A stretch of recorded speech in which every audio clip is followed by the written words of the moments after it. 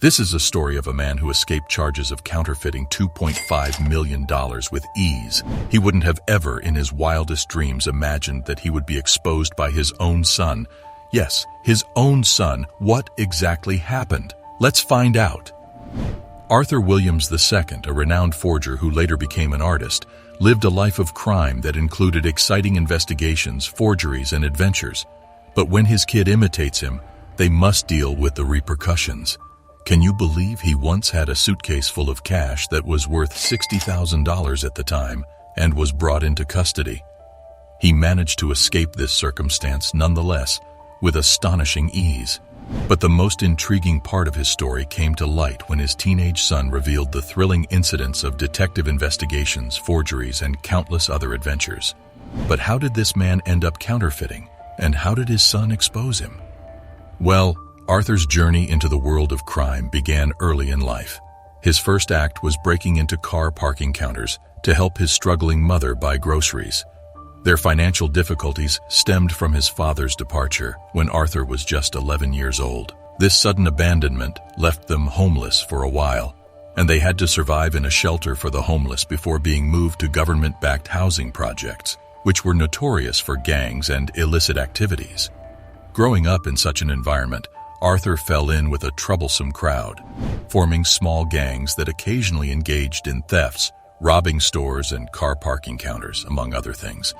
Despite the difficult circumstances, Arthur's resourcefulness and skills in forgery were unrivaled. Notably, he even managed to replicate the $1 bill, a feat no one else could achieve.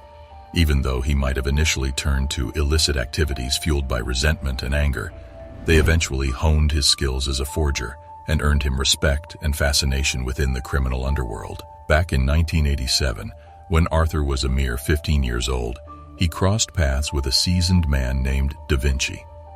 Interestingly, this man had a close connection to Arthur's mother, possibly even a secret romantic affair. One day, Arthur had issues and was apprehended attempting to steal a vehicle. Surprisingly, Da Vinci was the one to pay the bail, release him from the police station, and ultimately save his life. On their way back, Da Vinci advised Arthur that if he wanted a better life, becoming a robber wasn't the way to go. He urged him to explore smarter opportunities and avoid the path of breaking and stealing. Curious, Arthur asked for clarification, and Da Vinci decided to show him something.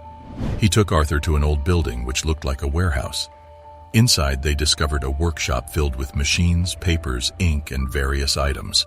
Fast forward to 1996, when the U.S. government introduced a new version of the $100 bill, packed with complex security features to combat counterfeiting. This posed a significant challenge for Arthur, who had been successfully printing counterfeit money until then. Undeterred, Arthur decided to overcome the obstacle by acquiring advanced printing machines and using the techniques he had learned from his time with Da Vinci. As Arthur and Natalie delved deeper into their counterfeiting enterprise, they realized that their pursuit of wealth and a better life came with considerable risks. They had to exercise caution since the world of fake money was dangerous, and they didn't want to draw the notice of the authorities or other criminals who would put their business operations in danger. In summary, when Arthur met Da Vinci, his life took an unforeseen turn, putting him on a path of both opportunity and peril as he sought financial success through illegal means. Arthur and Natalie found themselves thrust into a gripping world of secrecy and peril, where they had to continually evade danger and test the limits of their own abilities.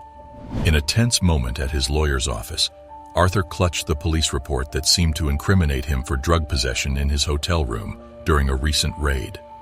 Fear and desperation gripped him as he vehemently denied the allegations, believing the drugs must have been planted by the police.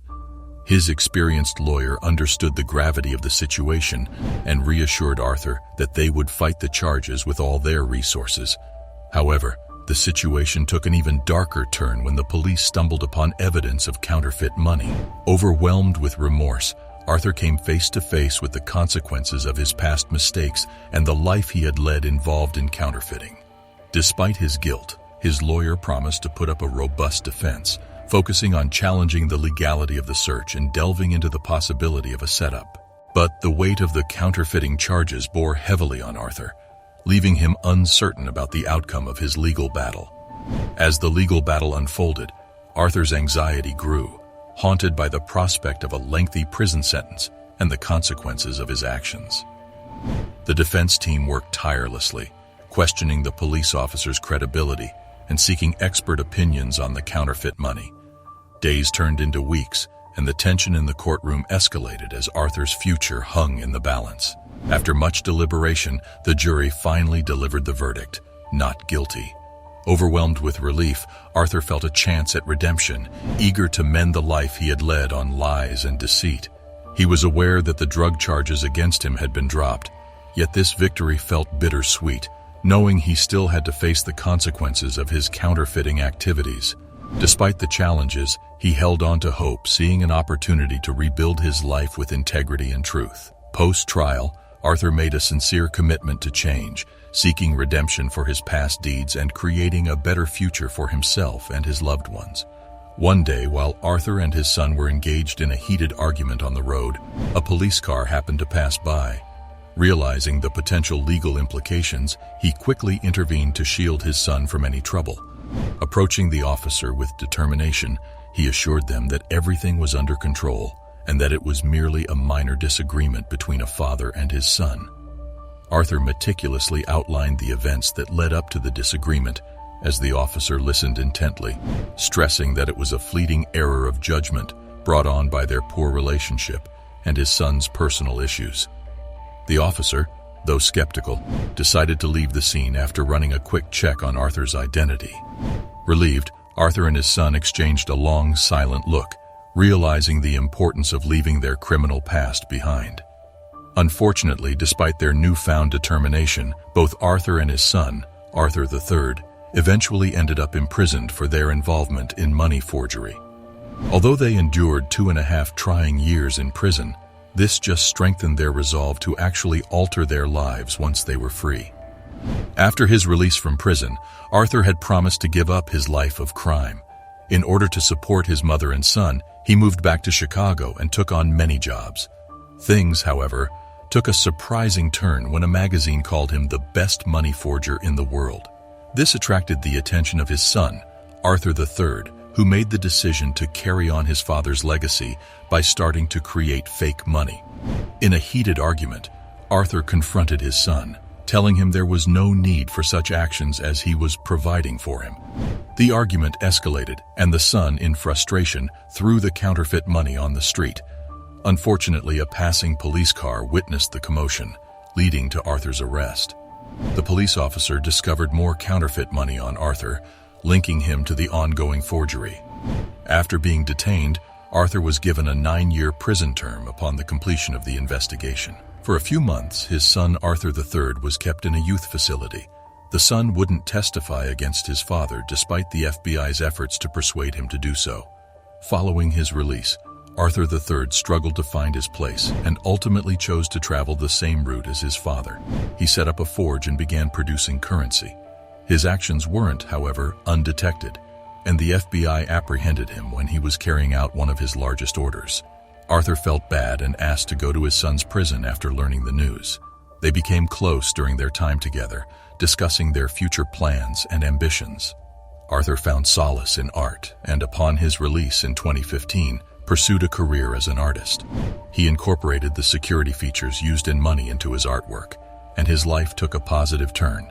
If you enjoy stories about people overcoming the temptations of wealth through lawful means, consider subscribing to our channel for more content and intriguing tales. This cautionary tale unfolds with a powerful message about the perils of greed and deceit. It reminds us to value honesty, integrity, and the unbreakable bonds of family. Navigating life's temptations wisely, we're urged to cherish these virtues, paving the way towards a more honorable and fulfilling journey. Let this story serve as a poignant reminder of the significance of staying true to our values, guiding us towards a brighter and more virtuous path in life. For more such stories, click on the video links popping up. You know a man escaped out of heavily guarded box. That video is on your screen too, so what are you waiting for?